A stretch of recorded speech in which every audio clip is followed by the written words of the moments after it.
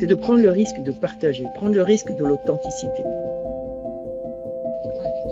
Parce que c'est ça qui va conditionner la qualité de la relation. Donc, partager ce que ressent le corps, partager ce que ressent le cœur. Bonjour Gilles. Bonjour Agnès. Bonjour à tous et bienvenue au Réveil émotionnel. Le sujet aujourd'hui est comment démarrer une relation de couple.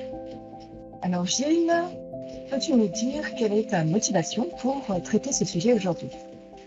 Alors, la première raison de ce sujet, c'est que de nombreuses personnes me parlent de leur difficulté d'être en relation et c'est surprenant. Je suis surpris vraiment par le nombre de personnes qui me parlent de ça, autant des femmes que des hommes et plus des femmes d'ailleurs. Mais voilà, je pense qu'il y a quelque chose à faire par rapport à ça.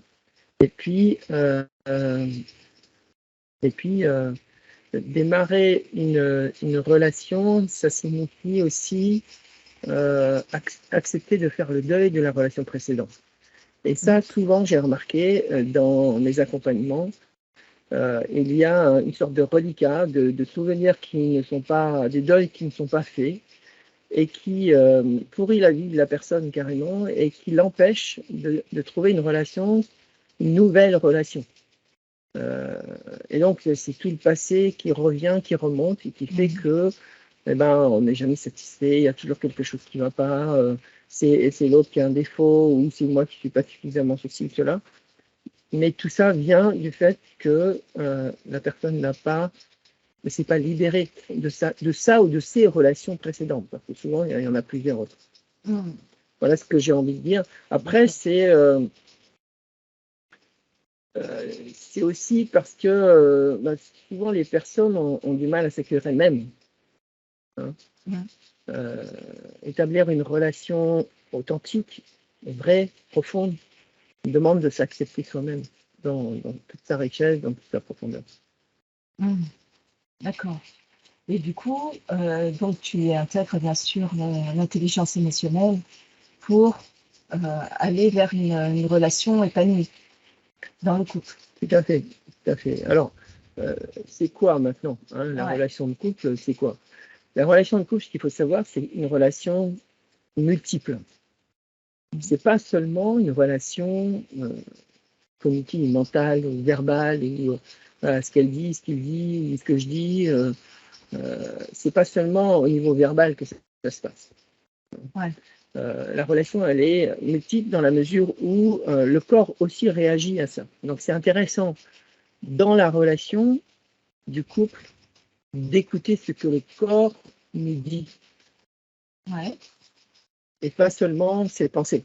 Parce que sinon, on risque de se laisser enfermer dans le mental. Écoutez le corps, qu'est-ce que nous dit le corps? Est-ce qu'il a un point de vue différent? Et porter notre attention sur le corps. Et enfin, évidemment, c'est accueillir aussi ses émotions. Qu'est-ce que je ressens? Ces émotions, c'est la rencontre entre ses pensées et puis l'environnement, ses pensées et son corps. Et c'est le carrefour de tout ce qui se passe à l'intérieur, l'émotion. Et donc, écouter l'émotion, c'est aussi, bien sûr, écouter son corps.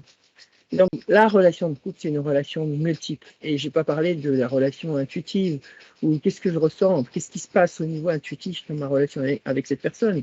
Est-ce qu'il y a une relation au-delà de nos corps, de nos pensées? On parle d'âme sœur, on parle de tout ça. On peut y croire ou pas y croire, mais ça a des effets. Voilà, c'est ça que j'ai envie de dire. D'accord. Et du coup, qu'est-ce que tu proposes? Comment on peut démarrer sereinement, finalement, cette relation de couple? Alors, je vais le dire, ça paraît simple, mais c'est être authentique et sans attendre. Alors, on le sait, évidemment, mais être authentique, ça veut dire, comme je l'ai dit précédemment, partager aux 3 niveaux. Partager ce que je sens dans le corps. C'est ça, être authentique. C'est pas seulement dire les choses, c'est aussi exprimer avec son corps les choses, en conscience. Et laisser le corps s'exprimer dans la relation. Alors, est-ce que tu peux donner un exemple concrètement? Ça veut dire quoi s'exprimer, laisser s'exprimer son corps? Le corps contient toutes nos émotions, par exemple. Hein. Ouais. Si dans la relation, je ressens quelque chose pour la personne, alors moi, ce que j'invite à faire, c'est de partager ça. C'est de prendre le risque de partager, prendre le risque de l'authenticité. Parce que c'est ça qui va conditionner la qualité de la relation. Donc, partager ce que ressent le corps, partager ce que ressent le cœur, quelles sont ses émotions. Et puis, partager aussi toutes ces croyances qui viennent brouiller la relation. Ne pas hésiter, l'autre est capable de comprendre, il est intelligent. À dire, voilà, moi, ce qui me revient, c'est ça, et ça, et ça, etc. etc. Et du coup, l'autre personne peut entendre ou peut pas entendre. Si elle peut entendre, alors ça veut dire que la relation est possible. Si elle ne peut pas entendre, ça veut dire qu'elle n'est pas faite pour vous. Ou pour toi.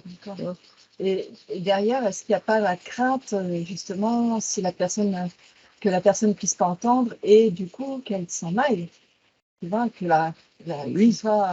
Alors qu'on a envie de construire une relation, mais il y a tout ça à l'intérieur et du coup on dit et paf, le couple explose.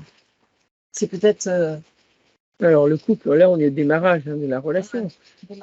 Mais même au démarrage, c'est pareil. C'est-à-dire que au démarrage de la relation, est-ce que je suis en relation pour plaire à l'autre, pour être aimé par l'autre, ou je suis en relation pour un échange avec l'autre, où je donne et je reçois.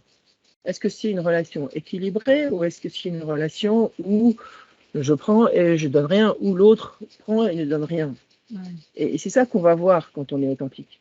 On peut voir comment réagit l'autre. Est-ce que l'autre peut être authentique avec moi?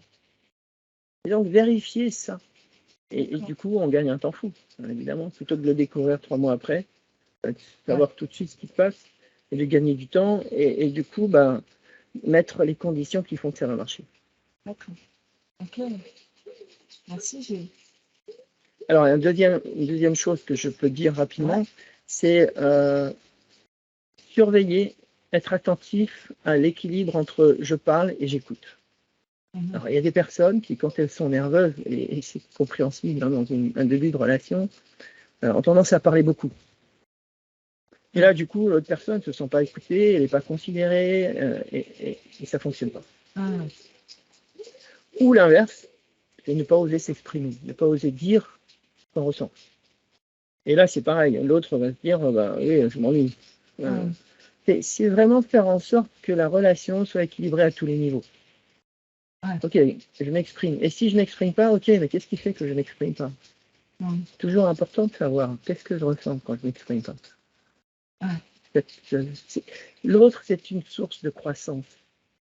L'autre est là pour nous aider à grandir, quelle que soit cette personne. Parce que si j'ai été attiré par cette personne, c'est pas pour moi. Donc la relation est constructive de toute façon. Et puis enfin, observer 3 choses. 1, je le redis, mais observer mon corps. Comment il réagit? Observer le corps de l'autre. Comment il réagit? Ensuite, observer l'autre dans ce qu'il ressent. Qu'est-ce qu'il ressent? Et je lui pose la question, comment c'est pour toi cette relation? Comment ça se passe pour toi, cette soirée, cette rencontre?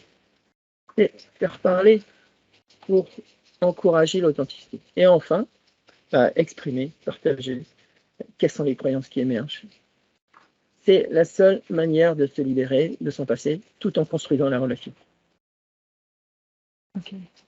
Voilà ce que j'ai envie de dire sur ce sujet. Ok, mais merci Gilles. Alors, s'il y avait une chose à retenir, ce serait quoi? Alors, c'est toujours une question qui est pas simple. Moi, j'ai envie de dire que l'autre, c'est notre propre miroir. Donc, ce que je vais voir chez l'autre, je vais le voir chez moi. D'accord. Je ne vais voir chez l'autre que ce que je connais, que ce que j'ai déjà expérimenté. Et donc, l'autre est mon miroir, en fait. Et donc, selon comment je vais le considérer, il va me considérer.